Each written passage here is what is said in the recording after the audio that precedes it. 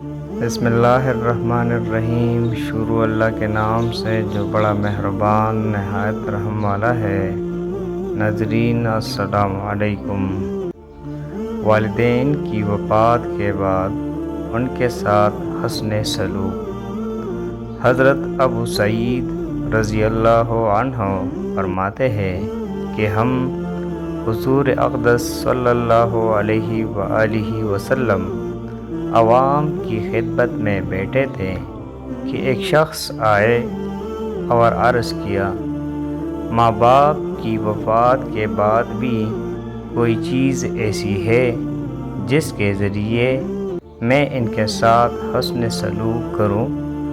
آپ صلی اللہ علیہ وآلہ وسلم نے ارشاد فرمایا، ہاں، والدین کی وفات کے بعد ان کے ساتھ حسن سلوک کا طریقہ یہ ہے کہ پہلا، ان کے لیے رحمت کی دعا کی جائے، دوسرا، ان کے لیے مغفرت بخشش طلب کی جائے، تیسرا، ان کے بعد ان کے وعدوں اور وصیت کو پورا کیا جائے، چوتھا، اس رشتہ داری کو نبھایا جائے جو صرف ماں باپ کے تعلق کی وجہ سے ہو، پانچواں، ان کے دوستوں کی عزت و تکریم کی جائے۔